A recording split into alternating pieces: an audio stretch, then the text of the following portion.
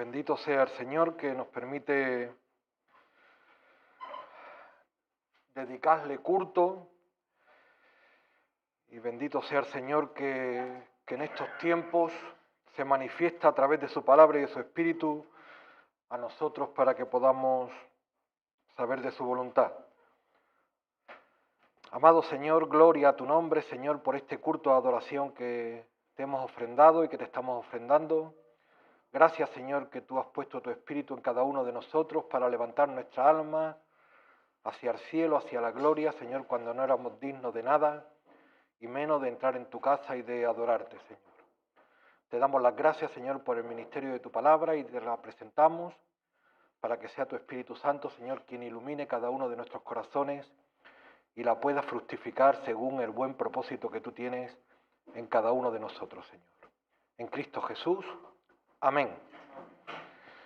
Muy bien, pues en el libro de Primera de Samuel nos encontramos la historia bíblica que en la voluntad del Señor vamos a compartir. Estamos viendo en la diapositiva que la historia es sobre el rey David. Ya hace 4 años compartimos la infancia y juventud de David hasta la famosa batalla contra el filisteo Goliat. Hoy de parte del Señor tenemos otra parte de la vida de David muy expuesta en la Escritura, pero sin embargo menos conocida, de cuando David tiene unos 20 años hasta casi los 30 años. Y es una parte de la cual el rey David es muy fructífero en redactar salmos, canciones, coros. Por eso parece que es conveniente saber también de este periodo de su vida. El libro más largo de la Escritura es el libro de los Salmos. Y la mayoría de los salmos fueron escritos por David, el denominado el dulce cantor de Israel. Él desde su infancia hasta los 70 años que está con el Señor, canta en todas las situaciones. Y una de las particularidades que quizá hoy más va a destacar es que él canta siempre porque está lleno de confianza frente al miedo, frente al temor que este mundo y que el pecado nos ha infundido en vena y en el alma. Sin embargo, David, contra viento y marea, eleva su alma al Señor. La primera diapositiva ya la hemos visto, es David siendo pastor de ovejas, ya él se motivaba a cantar a Dios, siendo un niño. No hay que esperar a mañana, no hay que esperar a ser adolescente para adorar al Señor. De hecho, cuando el Señor va a buscar a alguien para servirle, entre todo el reino de Israel y entre todas las personas que había por allí, encomienda a Samuel que vaya hasta el pueblo de David. ¿Recordáis cómo se llamaba el pueblo de David? Belén. Ve allí a la casa de Isaí y nombra a uno de sus hijos. Cuando Samuel vio a Eliab, alto, hermoso, fuerte, seguro que este es el que el Señor ha elegido. Y le dijo el Señor, no, Samuel, yo no miro lo que mira los hombres, que mira con la vista. Yo miro el corazón. Y no estando allí presentes, le preguntó aún, ¿acaso tiene más hijos? Sí, tengo otro, pero el otro es pequeño, es un niño. Ese era el elegido. Porque Dios mira el corazón. Y siendo elegido fue ungido, lo cual no es un detalle menor. Cuando somos ungidos por el Espíritu Santo, no solamente es el simbolismo de que le eche aceite y baje por la cabeza, por el pecho, por la cintura y llegue hasta las vestiduras, hasta los pies, sino que nosotros el día que hemos nacido de nuevo hemos sido llenos, investidos del Espíritu Santo. Nosotros somos personas del reino de Dios, llevamos un gran tesoro en nuestro corazón. Somos personas muy importantes, pero no porque nos queremos animar diciéndolo, sino porque somos templos del Espíritu Santo. tenemos este gran tesoro en nuestro corazón. Desde luego, la vida de David está providencialmente dirigida por el Señor. Cuando él llega unos años después a calmar la ansiedad del rey tocando música para él, hay un episodio que fue el que ya describimos, ya digo, hace 4 años, con aquel paladín filisteo que vino a provocar a los escuadrones del Dios viviente,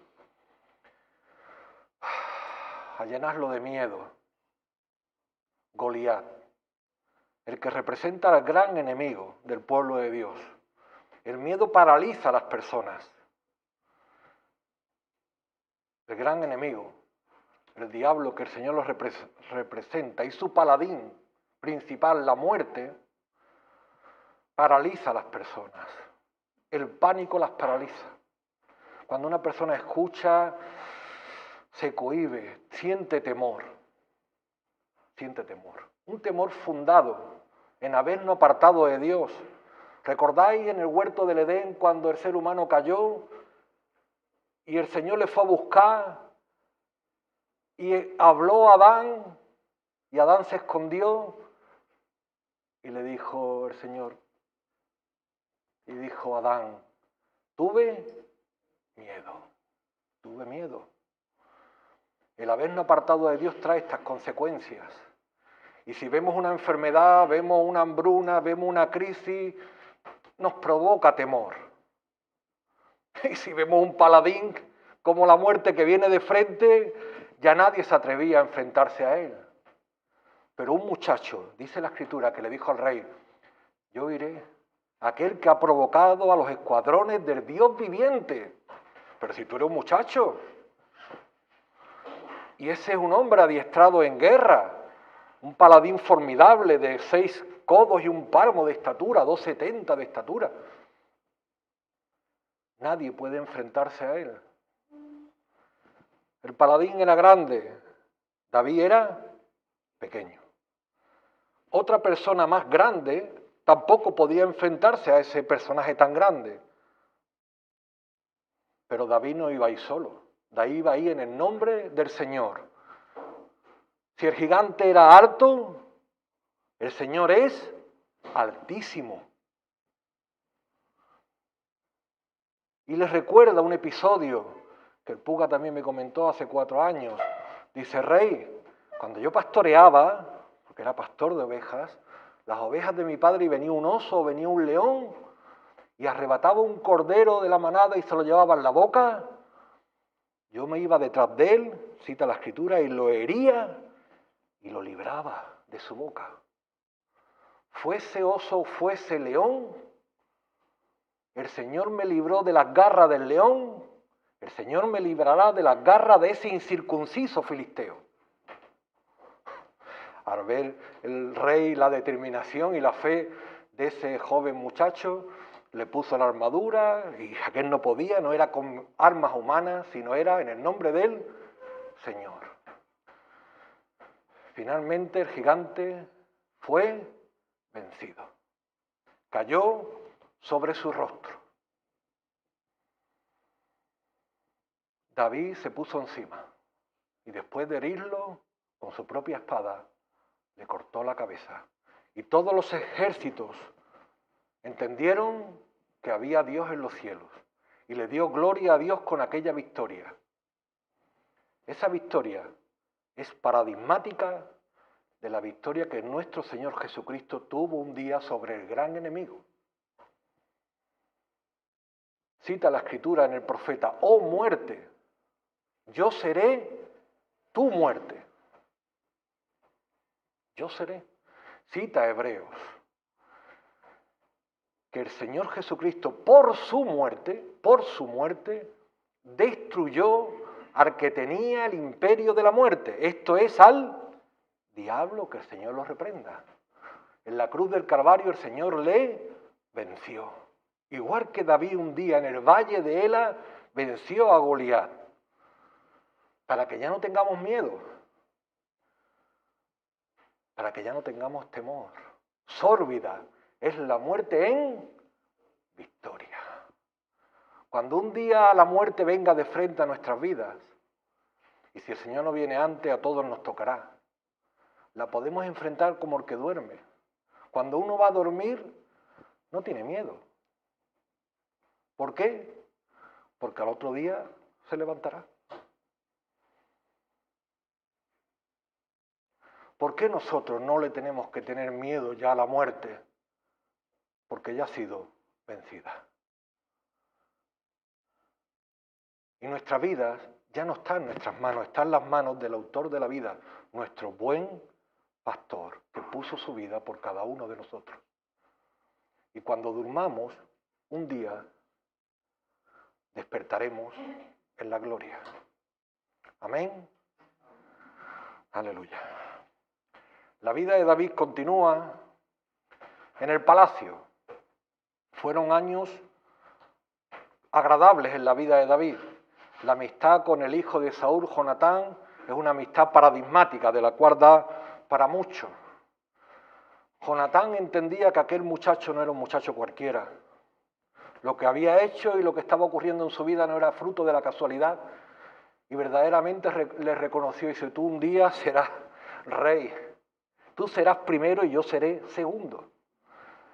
Fíjese que lo estaba diciendo el mismo heredero al trono, que podía decirle: bueno, tú serás un buen acompañante mío. No, tú serás primero y yo seré segundo, dijo Jonatán. Y se quitó su manto, su escudo, se despojó para dárselo a David. Se prometieron amistad perpetua. No solamente se iban a proteger en la guerra, sino que si a ti te pasaba algo, yo cuidaría de tu familia. Pero que si a mí me pasaba algo, tú cuidarías de mi familia. Amistad perpetua. Jonatán fue leal a su padre todos los años que le dieron la vida de su padre. Pero también fue leal a la amistad con su amigo David. Y David fue leal aún luego con Mefiboset, que es otra historia. Bien por Jonatán, bien por David, claro. Fueron años bonitos. La hija menor de Saúl también se había enamorado de David, bueno, y se casaron. También algo bonito tenemos que tener hoy, que va a ser casi una exposición que ahora viene de aflicción. Así que vamos a endulzarla con la boda. Todos cuando nacemos de nuevo también tenemos años bonitos, y a veces los años bonitos son muchos.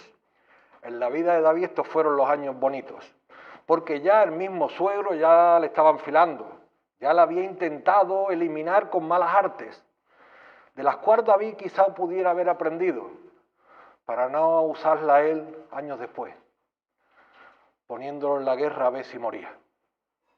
Pero no murió, se casó con Mical y allí vivió hasta que llega, digamos, la etapa en la que hoy comenzamos, la etapa nueva de David. Años, ya digo, muy relatados en las Escrituras a partir del capítulo 20 de Primera de Samuel, y lo primero que vamos comentando es esto que vemos en la diapositiva, son los celos de Saúl, que hasta por 2 veces intenta matarlo con una lanza. Saúl era el rey, David estaba allí en el palacio, primero como un músico y ya luego se había hecho soldado, salía a las batallas, pero la gente cuando venían en las calles citaban: Saúl mató a miles, pero David mató a 10.000. Y eso enardecía el corazón de Saúl. Hay que tener mucho cuidado con las comparaciones, provocan estas cosas. Lo decimos a los padres, lo decimos a los maestros: no comparar a los hijos, no comparar a los alumnos. Todas las personas tenemos algunas cosas buenas, algún talento tenemos todos. Y todas las personas tenemos muchas cosas malas. Si a una persona se le da bien la música, no se le da bien la música, no tenemos que comparar con otro que se le da mal la música. Estás comparando la virtud de uno con la debilidad del otro. Lo estás arruinando. Si el Jairo es un monstruo que se ha sacado el carné en 15 clases, no tiene el padre por qué decirle a otro hijo que también se lo tiene que sacar en 15 clases. Si se la saca bien y si no se lo saca, pues cada uno tendrá sus virtudes y tendrá sus defectos. Y las comparaciones provocan rivalidades y provocan celos y conflictos. Y si un padre tiene dos hijos, un maestro, pues tiene un hijo y si le tiene que hacer un regalo, pues le hace un regalo. Y no tiene que decirle, no, al otro también para que no tenga celos. No, tú deja al otro tranquilo. El otro hoy no es el protagonista es este, porque es su cumpleaños, porque le quiere hacer un regalo. Ahora, a la vuelta de un año, lo normal es que tú hayas hecho de 7 regalos, habías hecho 3 y 3 o 4 y 3, no 6 a uno y uno al otro, ¿no? Porque entonces iba a tener celo, pero celo fundado. Queremos decir que no hay que comparar, no hay que, a las personas hay que tratarlas individualmente y personalizadamente. Y con tacto y con cariño, porque si no vienen los celos, y los celos son amargos y provocan daños de venganza. Y esto se ve en la vida de Saúl, se ve en el mundo y también tristemente se ve en las iglesias. Los celos por ser protagonistas, por ser quien esté en los coros, por ser la persona relevante, son cosas que a veces no gusta de decir, pero son cosas que provocan grandes fuegos. Por eso de vez en cuando hay que citarla. El tema es que Saúl no tenía ningún motivo para intentar lancear a David. Su propia hija, su propio hijo se lo dicen y cita la escritura que David se conducía prudentemente. Y lo dice hasta 3 veces para destacar que el motivo de la aflicción no era un motivo provocado por David, sino que David se conducía prudentemente. Con aquel motivo David tuvo que huir del palacio como un prófugo de la justicia. Fíjense por dónde tiene David que huir. Ahí vemos montañas con cuevas. No podía vivir ni siquiera en ciudades. Con lo bien que estaba en Belén, mejor que estaba en el palacio del rey. Y ahora, a partir de esta década, sí, hasta los 30 años, muchos años, David tiene que ser probado por las montañas, por el desierto. Fíjense la cantidad de lugares en las que va, tanto dentro de Israel como fuera de Israel. ¿Recordáis dónde estuvo Moisés al principio de su vida? En el palacio, primeros 40 años de aprendizaje. ¿Dónde estuvo los otros 40 años? En el desierto. ¿Recordáis nuestro Señor Jesucristo dónde estuvo después de ser lleno, bautizado y lleno del Espíritu Santo? En el desierto 40 días. A veces, muchas veces, frecuentemente todos tenemos que pasar un desierto. Todos tenemos que pasar por la aflicción para ver la verdadera fe que haya en nuestro corazón. Y la aflicción, en este caso, no viene motivada, como ya argumentaba nuestro hermano Natanael las semanas pasadas, por un hecho que nosotros hayamos provocado. Está claro que si yo le meto el dedo en el ojo a Jorge, me estoy buscando un conflicto. Pero si no le hago nada, no tenemos por qué tener conflicto. ¿Y David qué había hecho? Nada. Entonces, cuando los conflictos y las aflicciones vienen a nuestra vida, está claro que el Señor las está permitiendo porque Él tiene motivos mayores que no alcanzamos a comprender, pero hemos de entender que en la providencia de Dios Él quiere hacer algo a través de esa aflicción. No somos responsables de lo que viene a nuestra vida, no somos responsables. En el mundo tenemos aflicción. El sol sale sobre justos e injustos, pero los terremotos también vienen sobre uno y sobre otros. Y las pandemias vienen sobre uno y sobre otros. Pero sí somos responsables con lo que hacemos cuando vienen las aflicciones. Y de esto tenemos que ir aprendiendo también de David y de la Escritura. David huye de un lugar a otro. Y no huye de una sola persona, huye de un ejército. Un ejército escogido muchas veces, hasta 3000 soldados frecuentemente le seguían por un lado y por otro, por un lado y por otro. A veces hasta nos sorprende el fuego de la aflicción o tantas situaciones que puede provocar una enfermedad, puede provocar un conflicto laboral,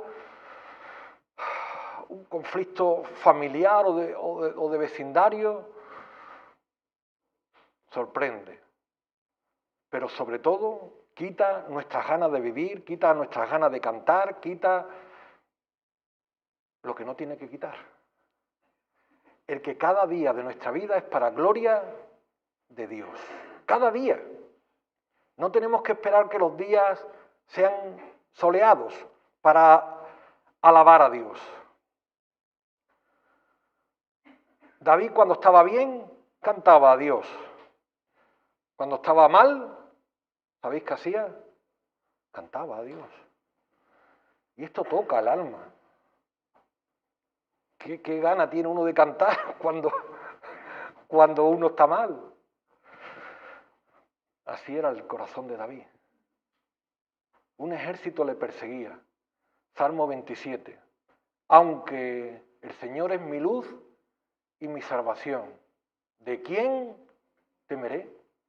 Aunque un ejército acampe contra mí, ¿de quién he de atemorizarme? David había aprendido de sus experiencias pasadas. ¿Quién estaba con David? Dios estaba con David. Estaba cuando era pastor de ovejas, estaba contra Goliat, estaba ahora en las montañas, ¿o acaso Dios lo había abandonado en algún momento? Nunca nos ha redactado Bene hace un rato, nunca nos va a abandonar. Que haya un ejército persiguiéndole, sí, pero el Señor seguía estando con él. A nosotros nos toca estar aquí escondido, un ejército acampado ahí, y él no tener temor. Digo que nos toca los que a veces temblamos no con un ejército, sino con cualquiera que nos intenta relinchar un poco. Por eso tenemos que aprender a confiar en el Señor. David no tenía, te puede decir, no, es que no tenía el gen del miedo. Claro que tenía miedo. Y claro que escribía salmos, y son muy paradigmáticos el 34. Es que además están un poco mezclados en el orden cuando los escribe en la cueva de Adulán, cuando está en Gad. Dice, el día que temo, claro que tenía miedo. El día que temo, yo en ti confío. El día que temía, cantaba que estaba morando bajo las alas del Altísimo, bajo su abrigo. Claro que era su castillo, claro que era su protector, se lo recordaba. Y el Señor estaba con él. Igual que está con nosotros. ¿Sabéis por qué nos persiguen a nosotros? Igual que por qué perseguían a David, porque lleva un gran tesoro en su corazón. Perseguían a David antes de los 12 años cuando estaba en Belén, no lo perseguía nadie. ¿Persiguen los barcos piratas a los barcos que van vacíos? No los persiguen. ¿Qué barco persiguen los piratas? Los que van cargados de tesoros. ¿Por qué nos persiguen a nosotros? Porque llevamos un gran tesoro dentro. Detrás de un policía local, detrás de un policía nacional, detrás de uno de cada uno de nosotros y de cada una de nosotras, está el Espíritu de Dios. Por eso el mundo nos va a perseguir para intentarnos mancillar, contaminar nuestro gran tesoro. Y el día que tropecemos será el gran triunfo del enemigo, que anda como león rugiente buscando a quien devorar. Pero tenemos que tener la misma confianza que aquel gran pastor que nos libró de las garras del gran enemigo, es el mismo gran pastor de nuestras almas hoy, que nos sigue protegiendo y cuidando, para que nuestro tesoro se mantenga puro. Porque las aflicciones van a seguir rondando hasta que el Señor lo permita. Nadie quiere una hora larga, dicen las mujeres cuando van a dar a luz, que la horita sea corta. Nadie quiere de aflicciones una hora larga. Y las peores aflicciones no son las que duran un día, ni 2 días, ni 3 años, ni 5 años. Muchos años le duraron a David las aflicciones, la persecución. Pero él se sostuvo, igual que Moisés, como viendo al invisible. Vamos leyendo los salmos 27, 28, muchos de los salmos, y parece no, está hablando con el Señor, castiga a los enemigos, habla del campo, habla de situaciones de la vida, de su vida, igual que una persona habla con otra persona. David hablaba con su Señor con confianza, con naturalidad, y el Señor de una y de otra le iba librando. ¿Podía haber permitido que en una de esas cayese? Podía. ¿Y qué hubiese pasado? Pues se hubiese terminado los tiempos de David. Cada uno de los tiempos, decía David, mis tiempos están en tus manos. Duró 70 años, gloria a Dios. ¿Y si hubiese durado 21? Gloria a Dios. Ya digo que no somos responsables de los años ni de las circunstancias que el Señor permita en nuestra vida. Lo que sí somos responsables de lo que hacemos con los años y con las circunstancias que el Señor permita en nuestra vida. Podemos vivir lamentándonos de nuestra mala suerte, de a ver si vienen tiempos mejores, si me ocurre esto, ya entonces adoraré a Dios. Pero David nos dice, sí te ocurre, no pone un condicional, aunque un ejército, aunque la higuera no florezca, aunque no tenemos que poner condicionales para adorar a Dios. Mi vida es por Dios y para Dios. Y en Cristo vivimos y nos movemos. Buscamos, por favor, Primera de Pedro, vosotros lo tenéis escrito en la diapositiva. El comprender a veces las aflicciones, hay que verlo como el oro. Como el oro. Mira, aquí tengo de esta semana, esto es amarillo, como el oro. Amarillo como el oro. Cuando se coge oro de las minas, no se coge el oro tan amarillito. El metal viene mezclado con otros metales. Y no se puede quitar con un paño y ya quita otros metales que no vale. El cobre, el zinc vale menos, a ver si lo quito y me quedo con el oro, que vale más y que es mejor. Hay que purificarlo, como la fe. Por eso dice Primera de Pedro, hablando, dice capítulo 1, versículo 6, en lo cual vosotros os alegráis, aunque ahora por un poco de tiempo, si es necesario tengáis que ser afligidos en diversas pruebas. Si es necesario, tengáis que ser afligidos en diversas pruebas, para que sometida a prueba vuestra fe, mucho más preciosa que el oro, aunque perecedero, se prueba con fuego, sea hallada en alabanza, gloria y honra cuando sea manifestado Jesucristo, a quien amáis sin haberle visto, en quien creyendo, aunque ahora no lo veáis, os alegráis con gozo inefable y glorioso, obteniendo el fin de vuestra fe, que es la salvación de vuestras almas. ¿Cuánto tiempo tiene que estar el oro en el fuego? Es necesario, para que las escorias se vayan cayendo. A veces a 80, 90 grados ya se van cayendo lo que tenga. Se quita, se pone en la fragua y ya queda limpio. Pero a veces tiene que estar 110, 120 de temperatura, según las escorias. Y lamentablemente todos tenemos escorias. Todos somos polvo, todos somos carne, todos somos ceniza. Ni el propio David parecía que tenía tantas escorias. Hasta el momento, fíjense lo que hemos dicho de David. De bonito para arriba. Pero ¿quién conoce lo que hay en cada corazón? El Señor. Y el corazón de David era el corazón de David, que Dios lo había elegido precisamente por su corazón.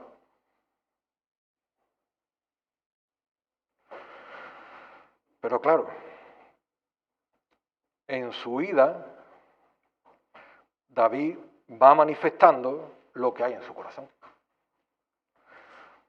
Y no solamente va huyendo, sino que al manifestar estas cosas,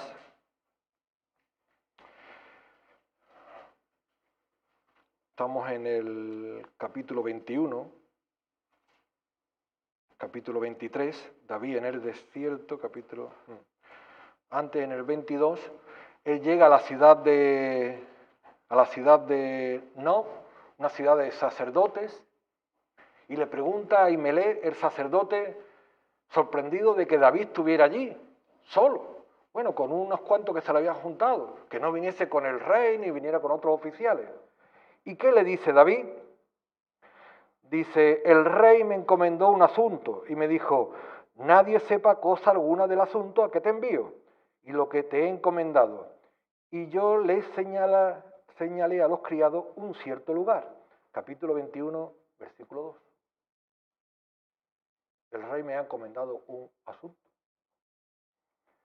Quizá David no pudiera decirle la verdad a Ahimelech, o quizás sí. Mira, el rey tiene celos de mí, me quiere lancear y estoy huyendo de él. Quizá no le tenga que decir la verdad, pero también se puede callar, no le tiene por qué decir una mentira. Si yo estoy ocupado en casa y me llaman por teléfono, no le tengo que decir a mi hija, dile que no estoy. Pero si estoy, le puede decir, estoy ocupado, no le puedo atender. No tengo que decirle una mentira, ni insinuarle a ella que diga una mentira. ¿Me explico? David empieza a usar malas artes. ¿Por qué las usa? Porque las tenemos dentro.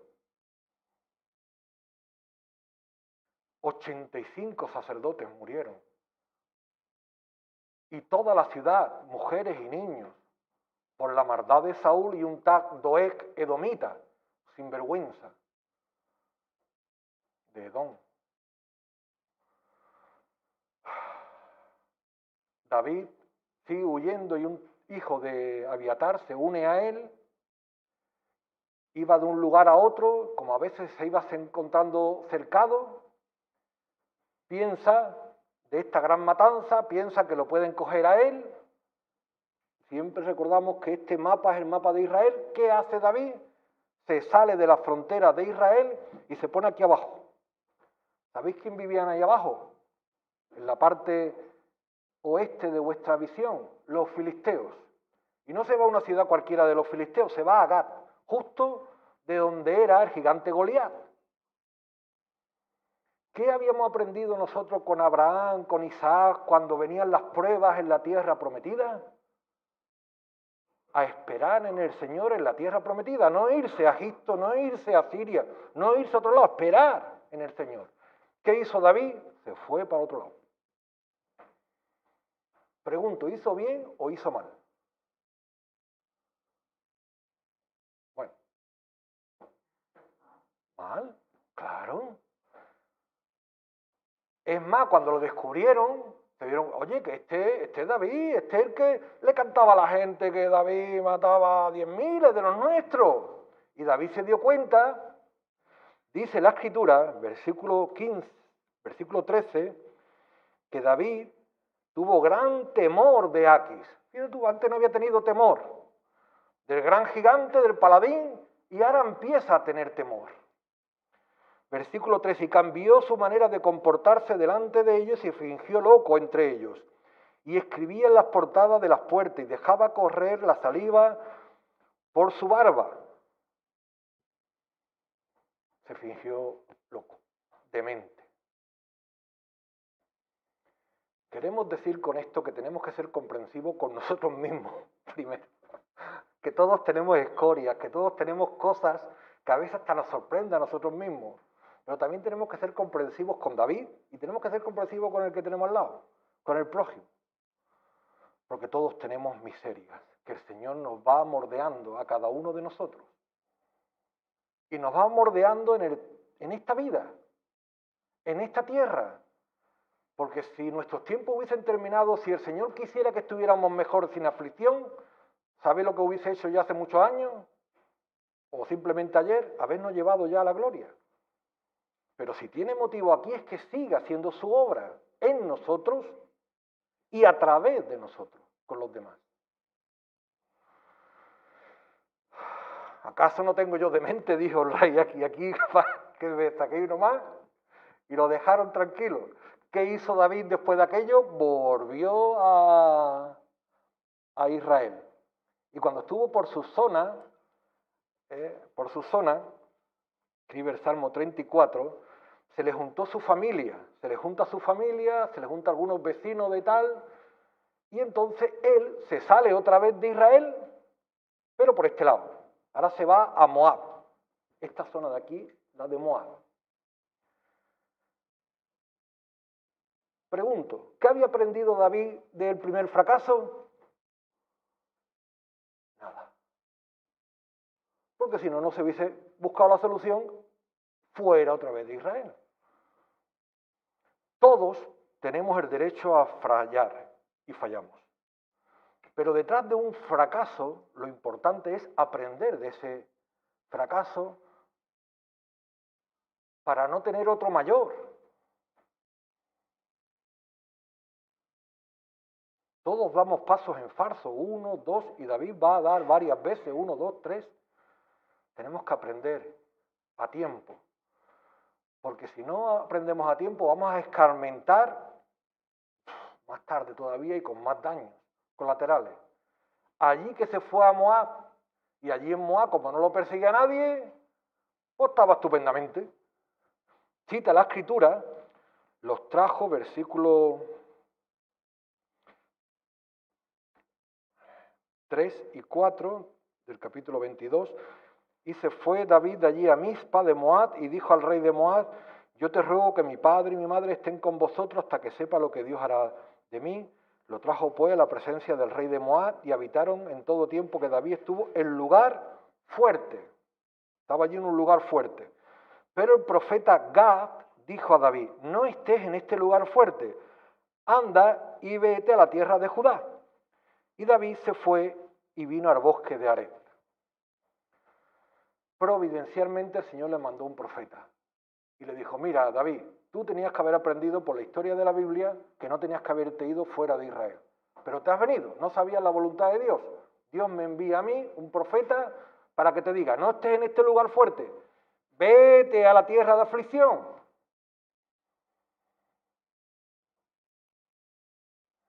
Es que Dios permite esa aflicción, repetimos, para seguir mordeándonos.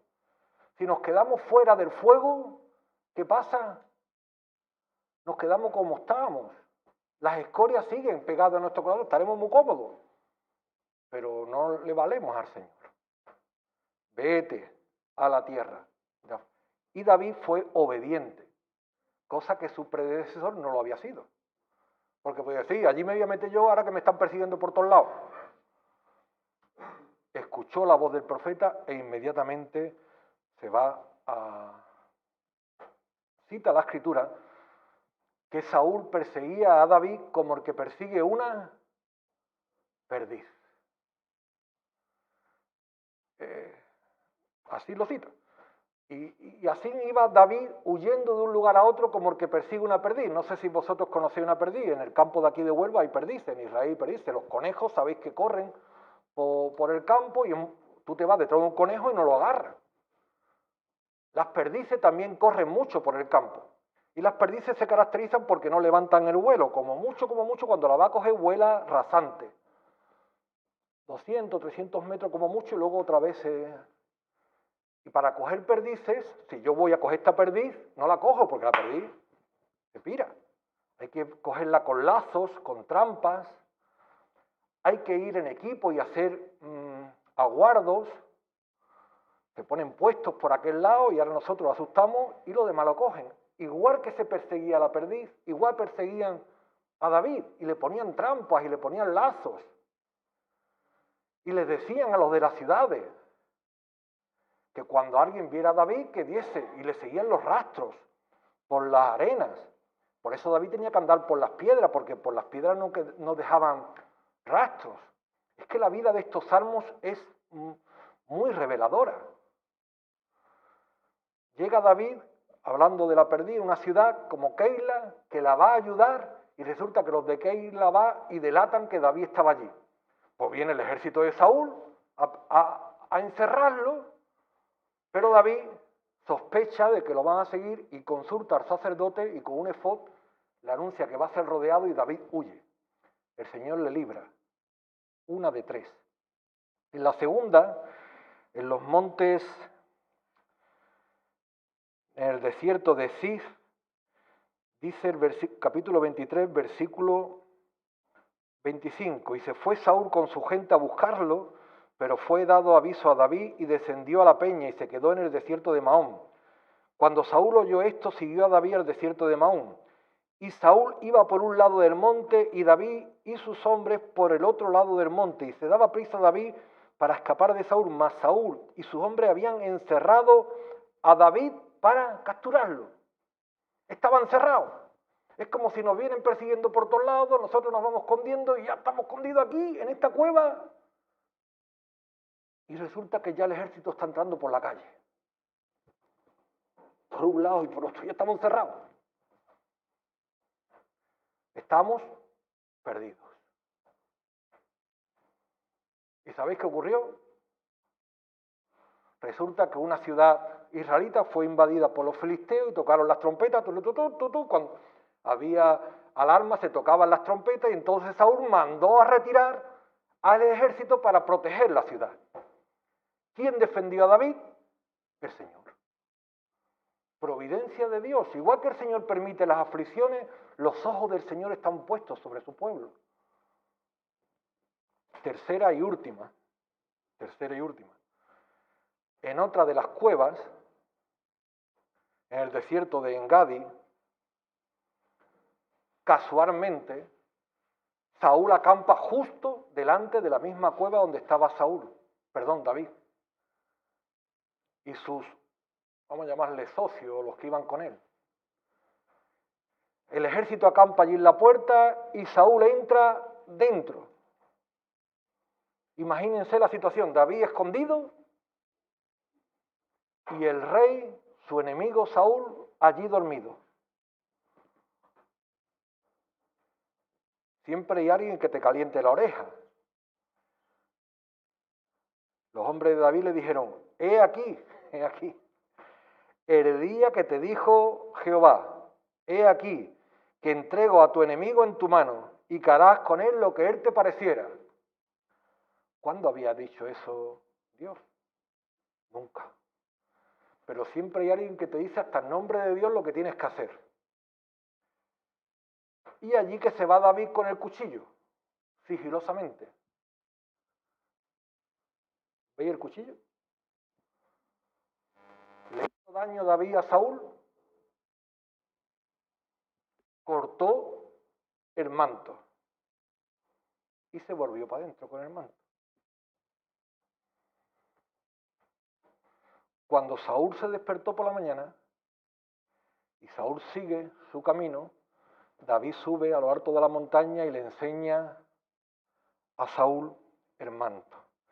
Y le dice, Padre mío, mira la orilla del manto. Conoce que yo no quiero tu mal. No escucha a los que te dicen que yo quiero hacerte mal. Juzgue el Señor entre tú y yo, que yo no voy a levantar mi mano contra ti, como dice el proverbio, un proverbio que no conocemos. Levante el impío, haga el impío la impiedad, pero yo no la voy a hacer contra ti. Podía haberle citado el mandamiento, no matarás. ¿Era Saúl el enemigo de David? Sí. ¿Tenía David la vida de su enemigo delante? Sí. Ahora, ¿era Saúl una autoridad para David? ¿Era el ungido de Dios? Sí. Juzgue Jehová entre tú y yo. Yo no levantaré mi mano contra el ungido de Dios. Sea el Señor el que lo haga. Ni permitió que otros le hicieran daño al ungido de Dios. Una autoridad es una autoridad. Y el Señor nos enseña a respetarlas, especialmente a las que son difíciles. A las fáciles se lleva afablemente. Pero las tenemos que respetar. Y especialmente las autoridades puestas por Dios para sus ministerios. David no le hizo daño, Saúl se asombraba. ¿Quién cuando tiene a su enemigo en su mano lo deja sano y salvo? Más justo eres tú que yo.